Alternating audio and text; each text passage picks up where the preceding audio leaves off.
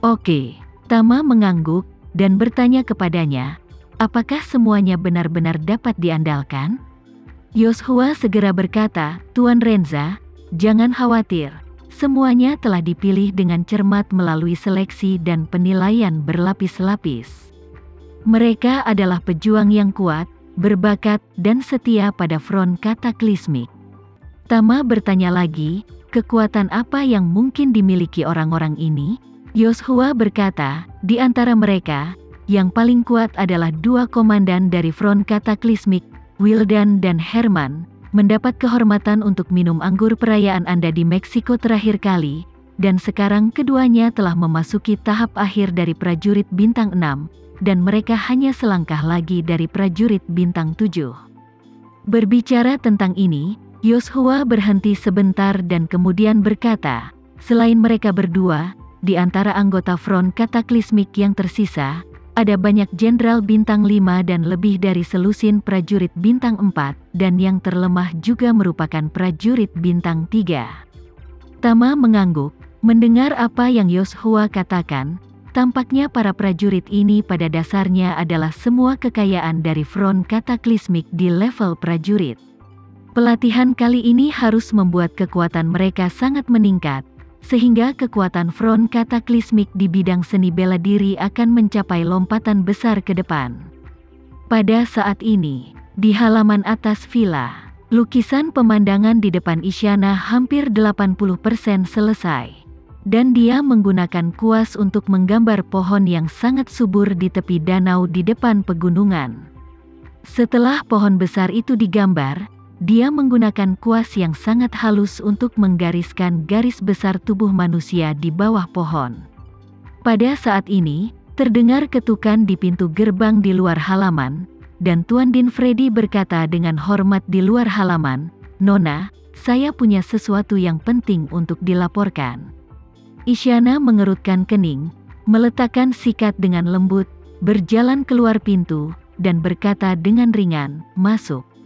Pintu halaman kayu didorong terbuka oleh Dinfredi, dia bergegas ke halaman, berlari sampai ke Isyana, dan berkata dengan hormat, Nona, budak tua ini baru saja menerima pesan bahwa salah satu Earl of Black Mamba, Chris telah terbunuh di Siprus. Apa? Isyana bertanya dengan ngeri, kamu bilang Chris terbunuh? Siapa yang bisa membunuhnya? Dinfredi buru-buru berkata, ada apa? Masih belum diketahui siapa yang melakukannya. Tapi budak tua itu menerima laporan yang mengatakan bahwa Raja Jahat telah memberitahu semua personel tingkat menengah ke atas tentang berita itu. Chris terbunuh oleh senjata anti pesawat jarak dekat. Selain itu garnisun tentara yang tewas di Siprus telah hancur total. Siprus? Isyana bertanya dengan heran, di mana tentara yang berkorban mati ditempatkan sebelum pertemuan sarang prajurit? Apakah mereka secara langsung mengumumkan proses kematian garnisun tentara Siprus yang tewas? Dinfredi berkata, dikatakan bahwa pihak lain membantai anggota dari seluruh garnisun tentara yang berkorban mati terlebih dahulu. Selain itu, pihak lain juga memenggal ratusan penjaga kavaleri dan hampir 1.000 anggota keluarga di tingkat atas stasiun prajurit itu, peleburan tembaga di Turki. Kemudian pihak lain membunuh mereka di Siprus. Garnisun tentara yang berkorban mati memasang jaring, dan menggunakan senjata pertahanan jarak dekat yang sangat kuat dan cepat untuk membunuh Chris.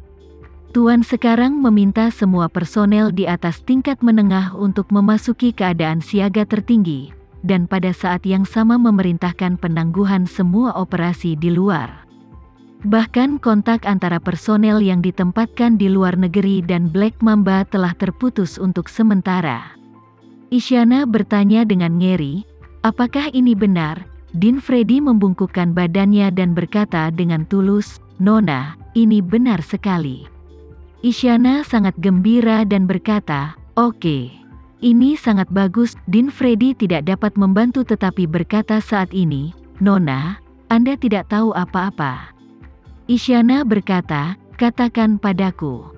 Dinfredi berkata dengan hormat, Nona sebenarnya, garnisun tentara yang berkorban mati di Black Mamba adalah rahasia besar, dan garnisun tentara itu sangat besar dan dijaga ketat. Selain tentara yang berkorban mati dan penjaga kavaleri, ada juga komisaris di atas dunia gelap yang duduk di garnisun. Siapa yang bisa diam-diam membunuh seluruh prajurit yang berkorban mati di stasiun prajurit? Apakah mereka semua akan dibantai? Ini terlalu sulit dipercaya.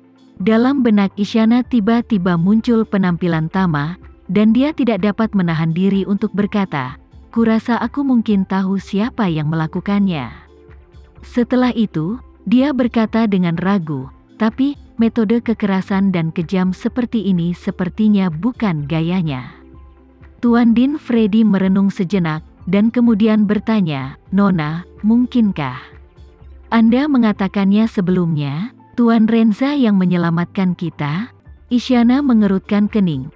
"Ketika kamu mengatakan bahwa Chris terbunuh, aku pikir itu mungkin dia, tetapi kau mengatakan bahwa ribuan orang dibantai di antara orang-orang yang berkorban mati itu, para penjaga kavaleri dan kerabat mereka.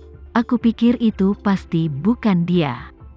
Hal-hal yang bisa dilakukan, lagi pula, aku melihatnya di Jakarta beberapa hari yang lalu."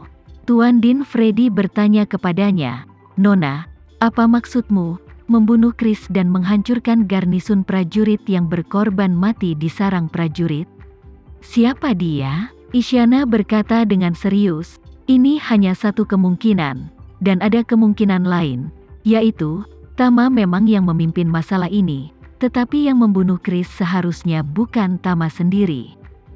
Din Freddy bertanya dengan heran, "Nona, tetapi bukankah Anda baru saja mengatakan bahwa metode membantai ribuan orang ini tidak seperti gayanya?" "Ya," Isyana mengangguk, dan berkata dengan tegas, "jadi aku merasa bahwa Lord mungkin berbohong." Tuan Din Freddy bertanya kepadanya, "Maksud Anda, masalah ini salah?" "Tidak," Isyana berkata dengan tegas, "karena Chris dilaporkan meninggal, maka dia pasti sudah mati. Dan dengan berita penting seperti itu, tidak ada alasan bagi Lord untuk sengaja berbohong untuk mengganggu moral tentara." Setelah selesai berbicara, Isyana mengganti topik pembicaraan. "Namun, tentara yang berkorban mati ditempatkan di Siprus dan pabrik peleburan tembaga di Turki.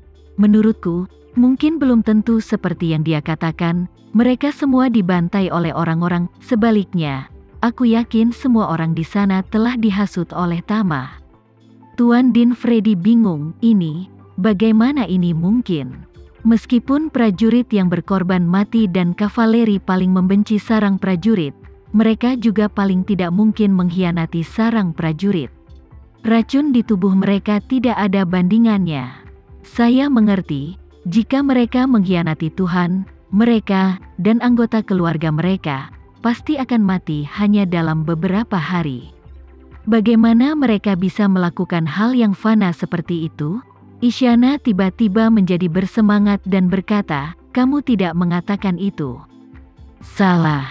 Tidak ada penawarnya, dan itu adalah kunci inti bagi semua orang untuk tidak berani mengkhianati Black Mamba, kecuali..."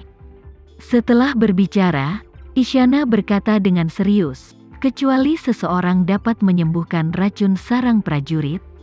Dia sangat senang pada saat ini dan berkata dengan tak tertandingi, "Tama pernah memberitahu para penjaga kavaleri yang datang untuk menangkapku hari itu bahwa dia memiliki cara untuk melarutkan racun di tubuh mereka."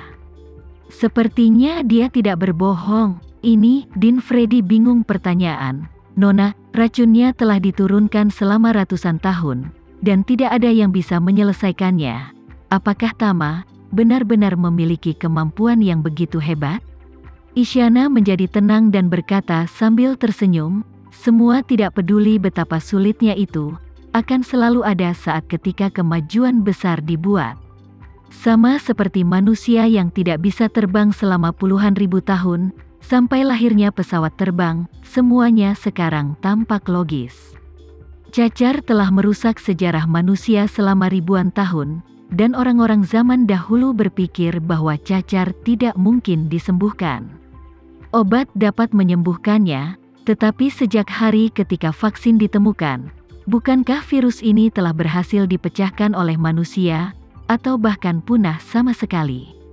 Berbicara tentang ini, Isyana berkata sambil tersenyum, pikirkan dari sudut lain, di Black Mamba tidak ada yang bisa menguraikan racun dalam 400 tahun sejarahnya, dan sudah waktunya untuk diuraikan setelah 400 tahun.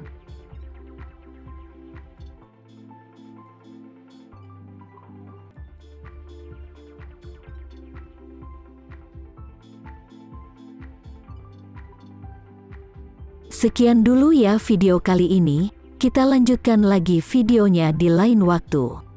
Oh iya, bagaimana menurut kalian? Semoga bisa sedikit menghibur kalian semua. Untuk teman-teman yang baru nonton, jangan lupa subscribe ya, hehehe. Dan kalau teman-teman ada yang ingin gabung langganan, bisa langsung gabung saja untuk dapat fitur yang menarik dan sedikit membantu Mimin. Terima kasih banyak sudah menonton, sampai jumpa lagi, bye.